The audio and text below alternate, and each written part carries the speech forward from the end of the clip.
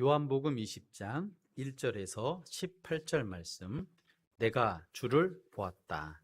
마리아 고백인데 주제로 생각하려 합니다. 제가 한 절, 그리고 여러분이 한 절 교독하겠습니다. 안식 후 첫날 일찍이 아직 어두울 때 막달라 마리아가 무덤에 와서 돌이 무덤에서 옮겨진 것을 보고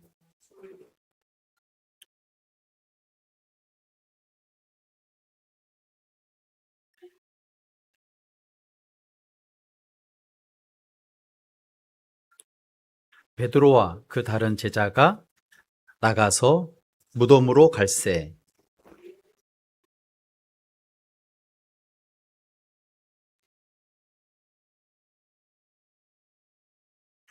구부려 세마포 놓인 곳을 보았으니 들어가지는 아니하였더라 더니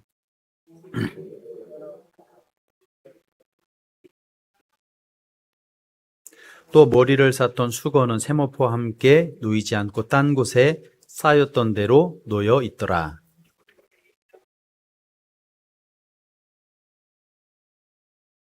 그들은 성경에 그가 죽은 자 가운데에서 다시 살아나야 하리라 하신 말씀을 아직 알지 못하더라. 마리아는 무덤 밖에 서서 울고 있더니 울면서 구부려 무덤 안을 들여다보니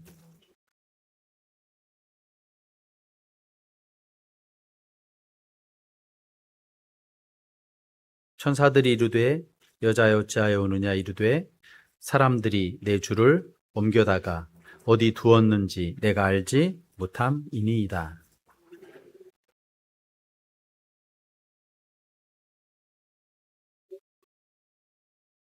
예수께서 이르시되 여자여 어찌하여 울며 누구를 찾느냐 하시니 마리아 그가 동산지기인 줄 알고 이르되 주여 당신이 옮겼거든 어디 두었는지 내게 이르소서 그리하면 내가 가져가리이다.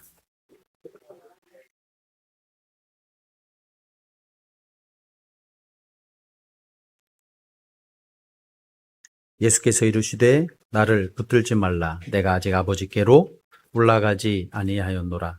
너는 내 형제들에게 가서 이르되 내가 내 아버지 곧 너희 아버지 내 하나님 곧 너희 하나님께로 올라간다 하라 하시니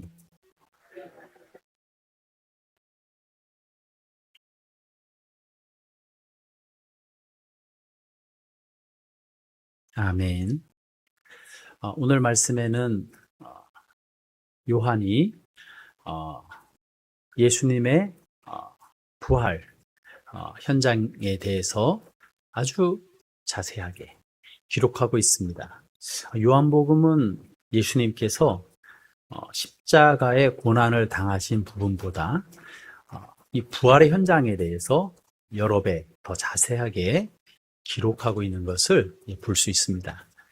우리는 지난 한 주간 동안 고난 주간을 맞아서 개인 경공과 그리고 새벽 시간에 예수님의 십자가의 고난에 대해서 생각했습니다.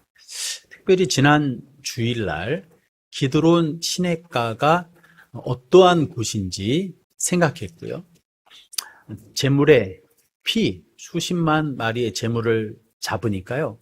엄청난 피가 시내를 이루어 흐르고 있는 그곳에 건너가자 하시고 그 짐승의 피를 분명히 발에 묻히시면서 온 인류를 위해 죄가 없으신 예수님께서 단번에 제물이 되실 것을 마치 알라고 보여주시는 것처럼 그 제물의 피를 건너서 가셔서 그 로마의 군인들과 가룟 유다가 자신을 치포하기 위해서 오시는 걸 알면서도 말씀하시고 가시는, 다시 말하면 할 수 없어서 십자가로 끌려가시는 것이 아니라 예수님께서 요한복음 말씀을 보면 주도적으로 십자가를 향해서 고난을 향해서 나아가시고 빌라도가 물을 때 내가 왕이냐? 내 말이 그렇다 말씀하시면서 스스로 예수님께서 자기 자신을 드러내신 것, 이러한 모습들을 보면서 예수님께서 십자가를 향해서 한 걸음 한 걸음 자발적으로 주도적으로 걸어가신 것을 봅니다. 이제는요, 모든 것이 다 끝났습니다. 예수님께서 십자가에서요, 다 이루었다 하시고 영혼을 하나님께 부탁하고 숨이 멎으셨습니다. 여러분, 죽으면 끝입니다. 그런데요, 예수님께서 죽으신 이후에 예수님을 사랑하고요, 예수님을 그토록 사랑한 것은 예수님께 받은 은혜가 굉장히 컸습니다. 그 여인인 막달라 마리아가요, 아직 어두운 아침인데요, 이제 새벽에 6시가 되면 안식일이 끝나게 되니까 사람이 이제 거동할 수 있거든요. 그러니까 끝나는 그 시간을 분명히 마리아는 기다렸습니다. 그래서 아직 어둡지만 예수님의 무덤을 향해서요, 달려갔습니다. 달려가면서 그의 손에는 마태복음에 보면은요, 향료를 가지고 달려갔습니다. 왜 마리아가 향료를 가지고 예수님의 무덤으로 달려갔을까요?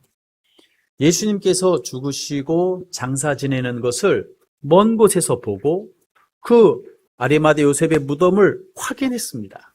그런데요, 저희가 알 수 있듯이 예수님께서 금요일 날 오후 약 3시쯤에 이제 목숨이 이제 마지막 호흡을 하셔서 이제 6시부터는 안식일이 시작되니까 장례를 잘 치를 수가 없었어요. 아주 급하게 세모파에 싸서 그 부자 아리마대 요셉이 자진해서 그 무덤을 내어놓아서 그곳에 예수님의 시신을 두었습니다. 그러다 보니까 장례가 제대로 잘 치러지지 않은 모습을 보고 예수님의 그 시신의 향료를 바르기 위해서 미리 준비했던 향료를 가지고 예수님께로 달려가는 이 마리아의 모습을 볼 수 있습니다.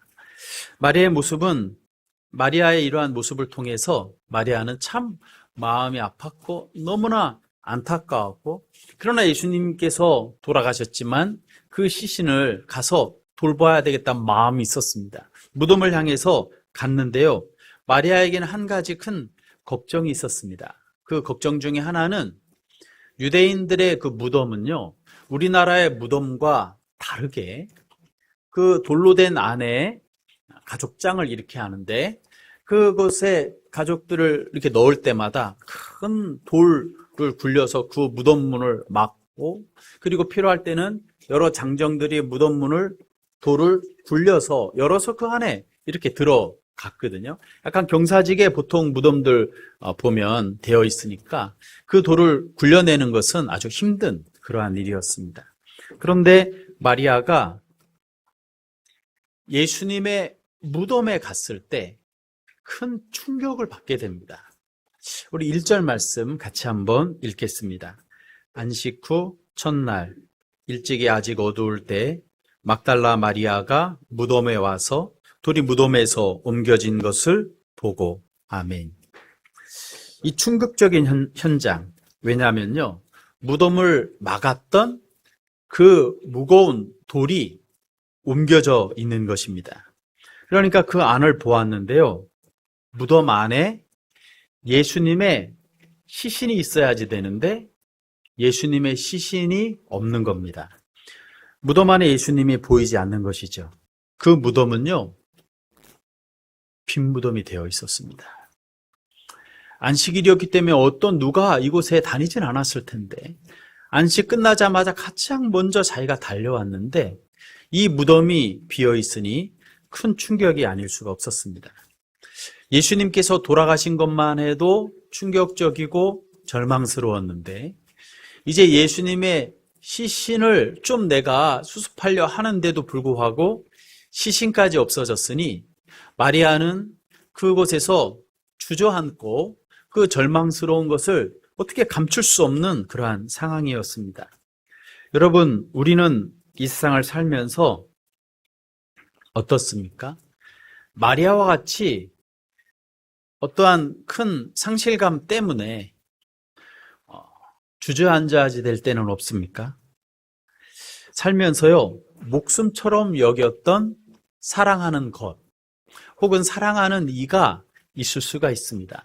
그런데요, 살면서 이 소중한 거, 삶의 마지막 보루라고 생각하는 사랑하는 것, 혹은 사랑하는 이를 잃어버릴 때가 있습니다. 그럴 때는요, 마치 마리아가 빈 무덤 앞에서 절망 가운데 주저앉을 수밖에 없는 것처럼 우리의 인생을 주저앉히게 만드는 그러한 일을 만날 때가 있습니다. 목숨처럼 소중하게 여겼던 것을 잃어버렸기 때문이지요. 내 삶을 지탱하던 것이 없어졌기 때문이지요. 여러분, 오늘 예배를 드리는 우리 여러분에게는 내 삶의 목숨처럼 소중하게 여기는 것, 내 삶의 마지막 보루처럼 여기는 것, 아침에 내가 눈을 뜨고 일어날 때 이것을 향해 달려가는 것, 하루를 살아갈 때 이것이 나의 삶의 방향을 결정하는, 내가 추구하고 사랑하고 나의 온 마음을 쏟고 나가는 그것, 그리고 그 이가 누구입니까? 어떤 분에게는 자녀일 수 있습니다. 자녀가 내 삶의 보루이고 내가 가장 사랑하는 이고 삶의 의미일 수 있을 겁니다. 어떤 사람에게는요, 아침을 일어날 때 나는 성공해야 돼. 성공해야 돼. 이러한 마음이 항상 있어서 삶의 방향이 성공을 향해 달려가는 분도 있을 겁니다. 어떤 분은요, 돈입니다. 자다가도 돈 얘기가 나오면 갑자기 눈이 번쩍 떠지듯이 돈이 내 삶의 보류고 어떻게 보면 생명처럼 생각하는 분도 있을 겁니다. 어떤 분은요, 여론이 중요한 거예요. 사람들이 중요해요. 그래서 사람들 때문에 이것이 잘못되면 잠을 잘 수가 없는 거예요. 그래서 이것이 생명처럼 여기는 것일 수 있습니다. 어떤 사람은요, 명예예요. 내 명예를 위해서 하루하루 살아가고 명예를 잃게 되면 내 자존심이 상해가지고 도저히 어떻게 살아가는데 힘들어서요, 사는 게 사는 것 같지 않을 때가 있을 때도 있는 것입니다. 여러분, 우리가요, 예수님을 믿는데요, 예수님께 내 온 마음을 두고 예수님이 나의 보루고 예수님이 생명이고 예수님이 사랑이고 모든 것이 예수님에 의하여서 삶의 질서가 잡혀 있을 수도 있지만, 예수님을 믿으면서 실제 삶에 있어서는 예수님을 주라고 말하지만 예수님 이외에 다른 것이 내 삶에 더 소중해서 그것에 의하여 내 삶이 움직여질 수도 있다는 것이죠. 이것은 현대를 살아가는 우리에게는 우상입니다. 구약에 보면 바알이나 아세라나 이러한 신들이 있었죠. 왜 그 신들을 섬겼죠? 대부분 다 농경 혹은 바다, 이러한 신들이거든요. 그러니까 이 농경 신들을 통해서 풍요를 얻기 위해서 그 우상을 섬겼거든요. 그런데 현대인들은요, 우상이 있습니다. 그 우상이 뭐냐면 사람일 수도 있고 명예일 수도 있고 재물일 수도 있고 그리고 자녀일 수도 있습니다. 이렇게 삶을 지탱하게 만드는 삶의 목적이 되는 이러한 것들이 우리의 삶에도 있고, 이러한 것들을 잃어버렸을 때는 주저앉을 수밖에 없지요. 여러분, 그런데 오늘 본문 말씀에 이 마리아는요, 지금 하는 이 모습과 그의 삶을 보면 그의 삶에 있어서 가장 소중한 것, 그의 삶에 있어서 가장 그 마지막까지 지켜야 되는 분이 바로 예수님이었어요. 예수님이 돌아가셨는데도 불구하고, 끝났는데도 불구하고 그 사랑을 붙잡고 나가는 이 마리아의 이러한 모습을 봅니다. 마리아는 생명처럼 예수님을 바라보았고, 그래서 무덤으로 달려갔고, 또 예수님께 받은 은혜가 컸습니다. 그런데 예수님의 그 시신이 없어지니까 이 마리아는요, 누구에게 달려가냐면 모든 것을 버리고 예수님을 따랐던 제자들이 있는 곳으로 갑니다. 우리 2절 말씀 같이 한번 읽겠습니다. 시몬 베드로와 예수께서 사랑하시던 그 다른 제자에게 달려가서 말하되 사람들이 주를 무덤에서 가져다가 어디 두었는지 우리가 알지 못하겠다 하니. 아멘. 마리아가 제자들에게 달려가서 이 말을 하니까 제자들이요, 베드로와 제자들이 어디로 달려가냐면 그 마리아의 이야기를 듣고 정신이 번쩍 들어서 무덤을 향해서 달려갔습니다. 가니까요, 정말 빈 무덤이었습니다. 그 무덤 안에는 수건하고요, 예수님을 쌌던 세마포가 가지런히 다른 곳에 이렇게 정돈돼 있는 겁니다. 제자들이요, 그것을 보고 제자들은 할 게 없었어요. 그래서 오늘 말씀에 보면 제자들이 어떻게 하겠어요? 그래서 나중에 어떤 일을 있으면 대처해야지 하는 마음으로 무덤에서 갔어요. 그러나 마리아는요, 무덤으로 갈 수가 없는 거예요. 그래서 그 무덤에 다시 홀로 남았습니다. 우리 10절 말씀 같이 읽겠습니다. 이에 두 제자가 자기들의 집으로 돌아가니라. 11절 말씀입니다.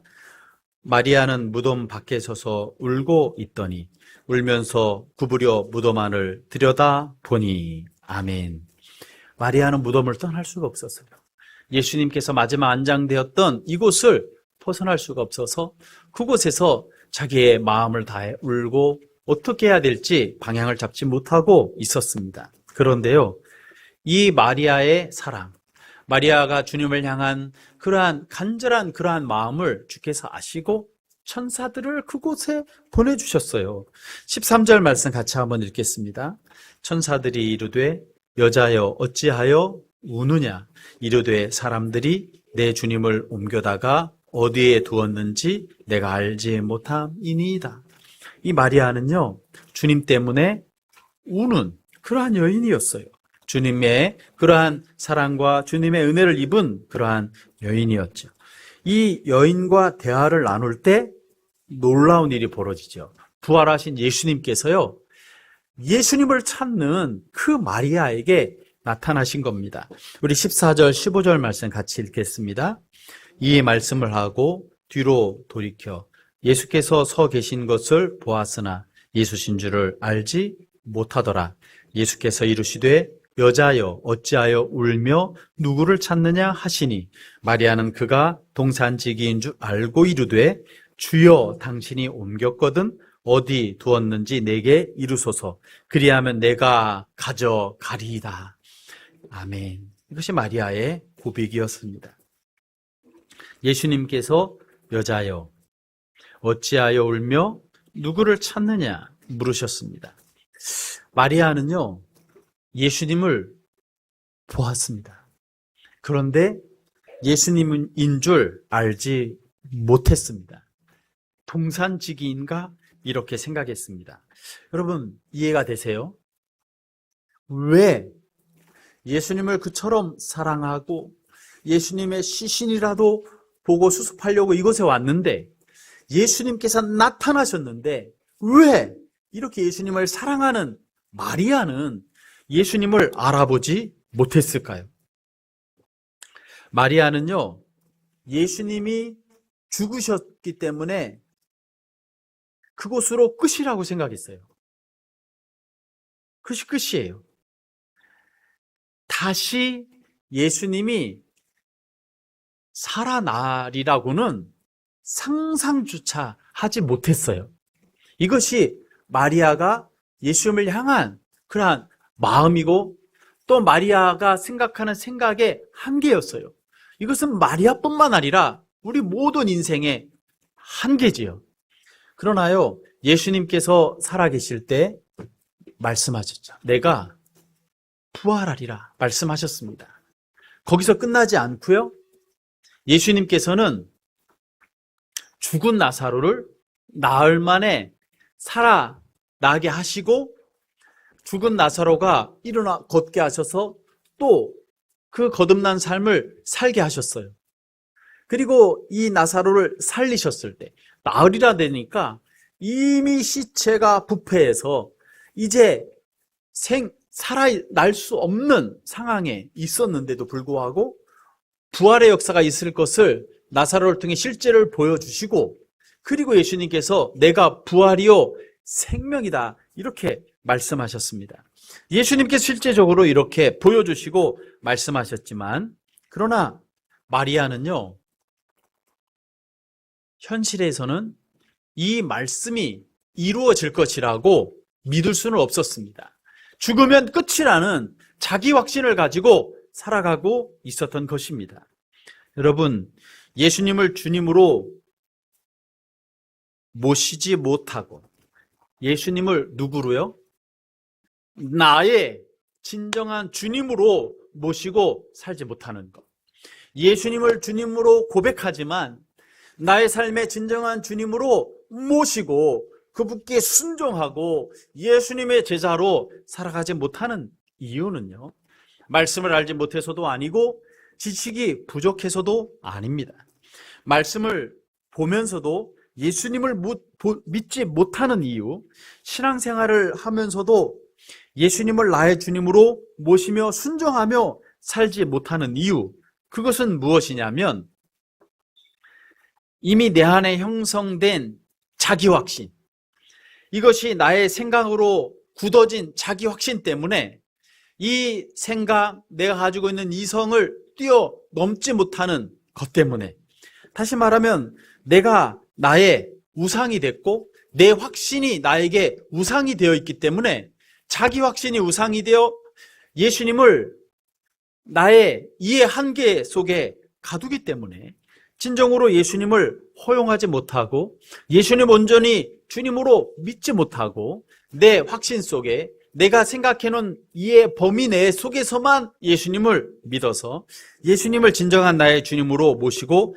살아가지 못할 수 있다는 것을, 참된 구원자 예수님을 예수님으로 내 마음에 모시고 사랑한다 하지만 예수님을 주인으로 모시지 못하고 살아갈 수 있다는 것을 마리아의 모습을 보면서 알 수 있습니다.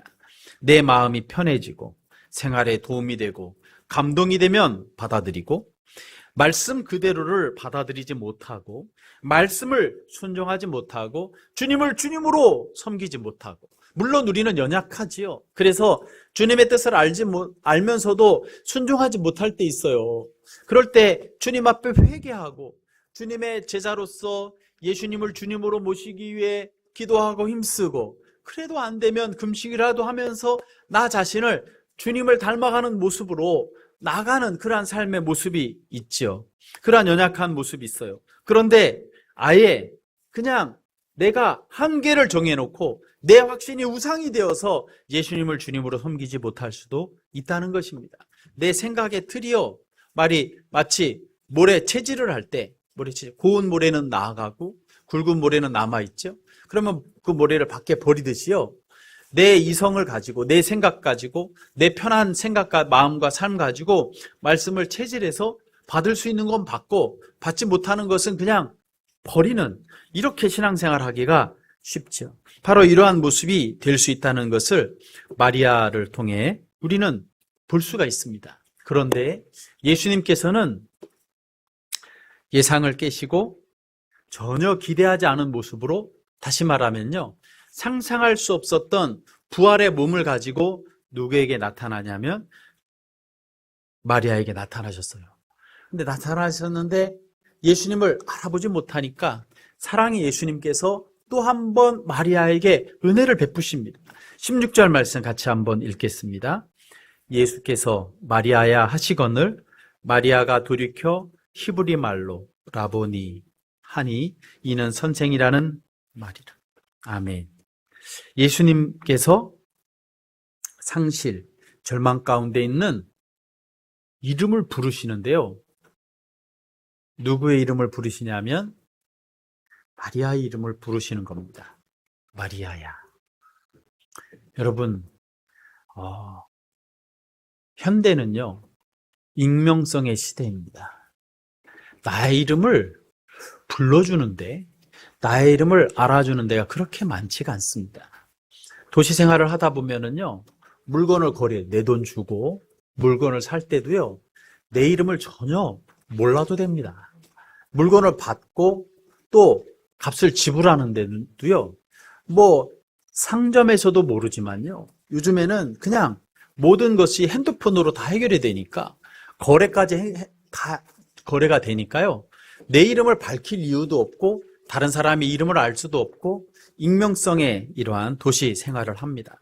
거리를 걸어갈 때도요, 날마다 만나는 사람도 굳이 이름을 알 필요가 없어요. 그래서 이름을 모르고 살아가는 익명성의 시대를 살아가고 있습니다.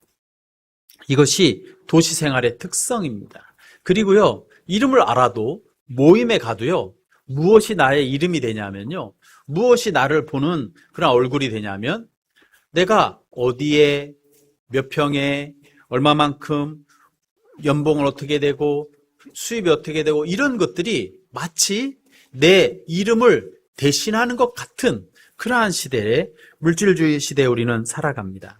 여러분, 그런데요, 예수님은 다르세요. 이 막달라 마리아는요, 귀신 들렸던 여인이고 또 사람들에게 버림받았던 여인인데, 주님께서는요, 마리아의 이름을 부르시는 겁니다. 마리아야. 마리아의 이름을 부르시면서 우리가 깨닫는 것은 예수님께서 부르지 못할 이름이 없다. 예수님께서는 나의 이름도 부르신다는 것입니다. 여러분, 말씀을 보면서 예수님께서 말씀을 통해 역사하시고 기도를 통해 역사하시는데요, 예수님께서 내 이름을 부르시는 것을, 나를 사랑하시는 것을, 나를 찾아와 주셔서 나를 아는 것을 느낄 때보다 더 영광스럽고 기쁠 때가 어디 있습니까? 여러분, 온 우주를 통치하시는 예수님께서 내 존재를 아시고 내 이름을 부르시고 나를 사랑하셔서 나와 함께 하신다. 여러분, 이것보다 더 영광스럽고 더 축복된 일이 어디 있겠습니까? 예수님께서 나를 찾아와 주시면, 나의 이름을 불러주시면 끝나는 겁니다. 그러면 되는 거예요. 그러면 내 자아상도 회복이 됩니다. 어떤 누가 뭐라 해도 내가 주님의 사랑받는 사람으로 살아가고, 그리고 오히려 나를 힘들게 하는 일을 주님의 이름으로 사랑하고 기도할 수 있게. 주님께서 나를 얼마만큼 사랑하시고 나를 사랑하는 주님이 누구신 줄 알면 관계에서도요, 오히려 주님의 마음 품고 나아갈 수 있는 그러한 능력을 주님께서 주시는 줄로 믿습니다. 여러분, 그렇기 때문에 주님께서 나를 인정하시고 나를 아시고 내 이름을 불러주신다면 더 바랄 것이 없는 삶을 살아가는 것입니다.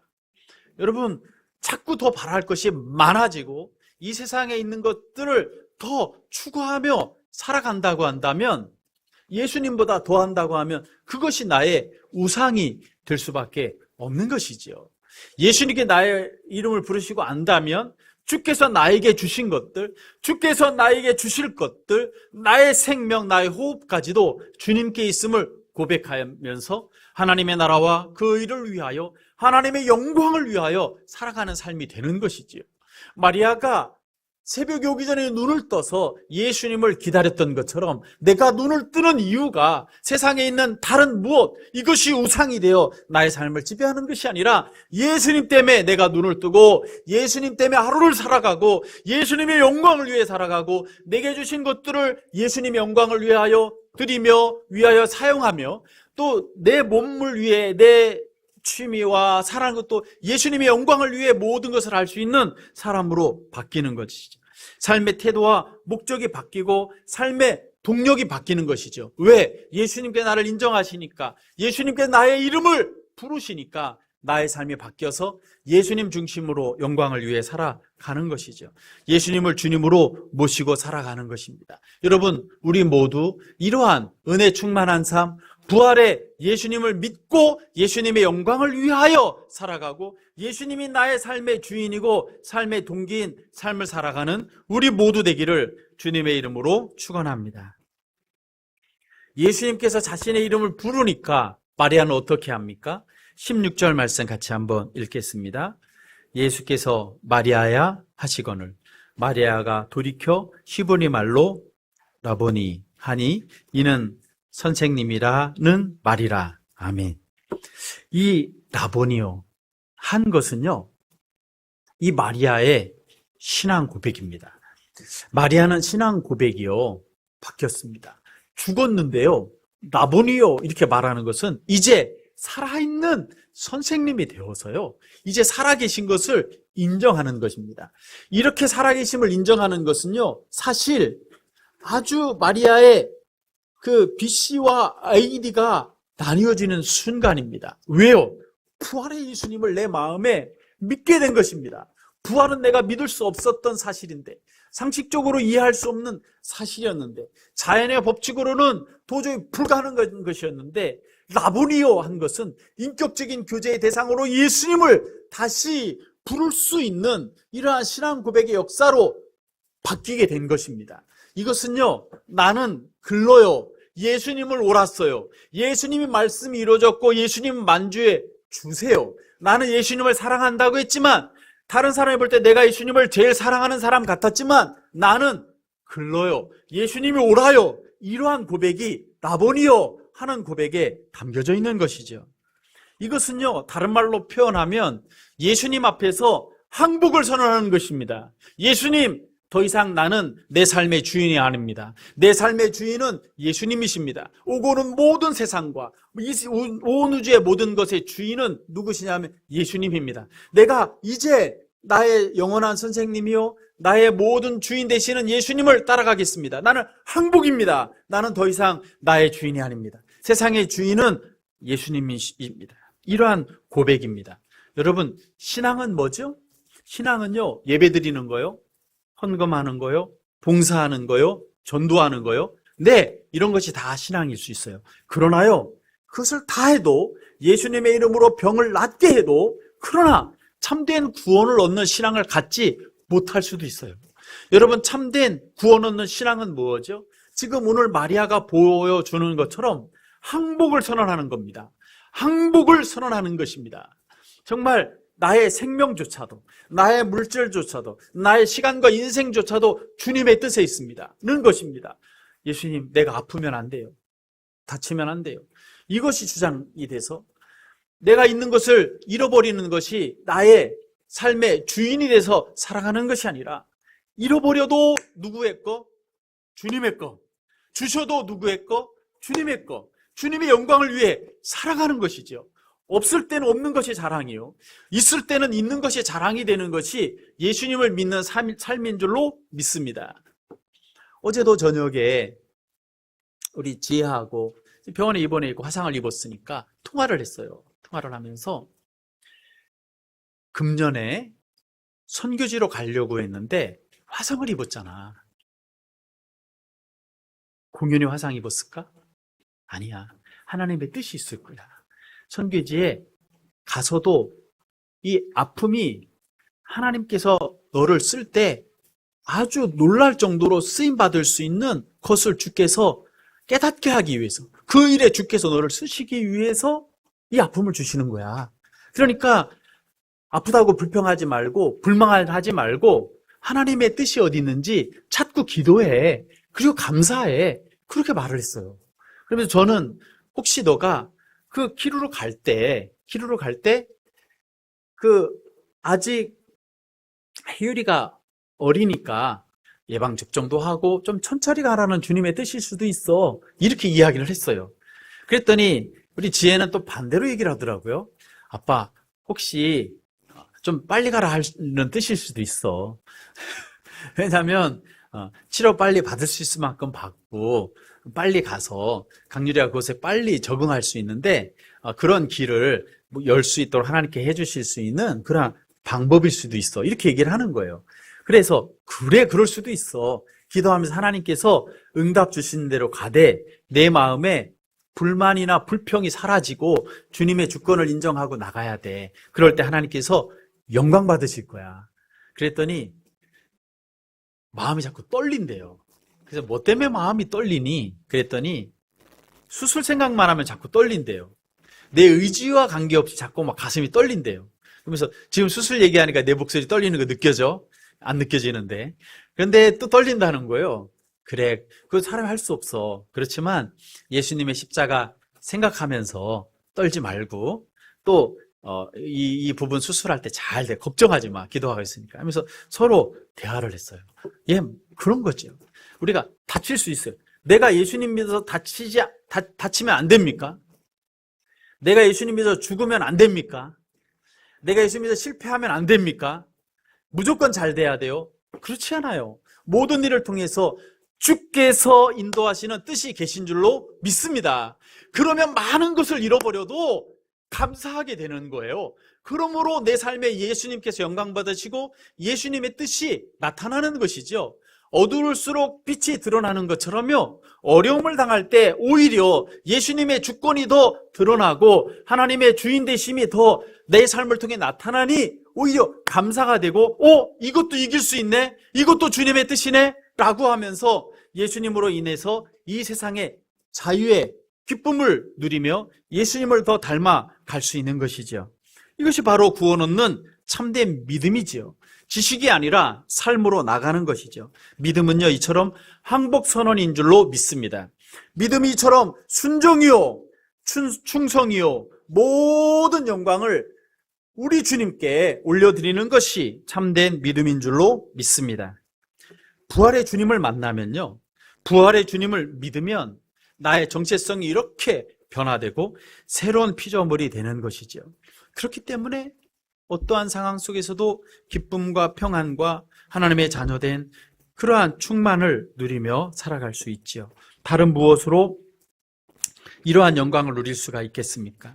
예수님으로 말미암은 이 상상할 수 없는 그 기쁨의 샘물이 성령 안에서 내 안에 있음을 날마다 느끼고 자유와 기쁨과 소망 중에, 그리고 선한 영향력을 나타낼 수 있는 주님의 사람으로 살아가는 우리 모두 되기를 주님의 이름으로 축원합니다.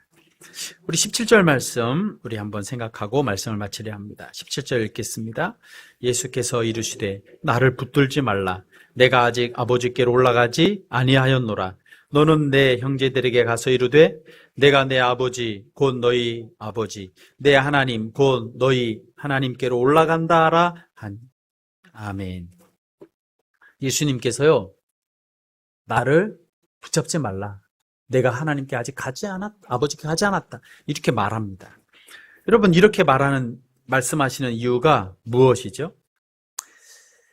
예수님께서는요, 과거의 관계, 육신으로 계셨던 주님, 이것에 집착하지 말라는 거예요.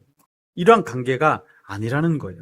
이제 예수님께서는 누구를 통해서 역사하시냐면요, 과거의 예수님이 아니라 예수님께서 이 땅에 육신으로 계실 때 그러한 모습으로 역사하는 것이 아니라 아버지께 가서 성령을 보내주셔서 성령으로 역사하시는 때가 이를 것이기 때문에, 교회가 탄생할 그곳이기 때문에 과거의 모습으로 나를 붙잡지 말라, 이렇게 말씀하시는 것이지요. 그리고요, 이제 예수님께서 성령을 보내시니까 성령을 통해서 역사하셔서 성령님의 역사로 예수님을 만나니 2026년 이 부산 정관에서도 예수님을 만나는, 시간과 공간을 떠나서 이제 새로운 그러한 모습으로 예수님을 만나는, 예수님과 함께하는 그러한 시대가 되었죠. 새로운 차원을 사는 그러한 역사가 나타난 것이죠. 십자가를 통과한 사람은 성령의 능력으로 부활의 능력 경험하고 믿게 되고, 어떻게 되냐면요, 여러분, 부활을 살게 되는 겁니다. 이 말씀이 마음에 너무 와닿습니다. 한번 해보시겠습니까? 부활을 살라. 부활을 살라. 부활을 살라. 아멘. 그렇습니다. 우리는요, 부활을 살아요. 나를 믿으면 죽지 아니하리라 하셨죠? 믿습니까? 예, 내가 죽어요, 육신으로는. 그러나 내가 이 땅에서 마지막 호흡을 하지만 어디서 눈을 떠요? 천국에서 눈 뜰 것을 나는 알아요. 믿어요. 그래서 죽음이 두렵지 않아요. 예수님과 죽음의 문제를 해결되었어요. 사고로 죽지 않아요. 아파서 죽지 않아요. 사고로 죽더라도 아파서 죽더라도 주님께서 부르셔야지 나는 가는 거예요. 근데 나는 이 세상을 떠나면 어디서 눈을 떠요?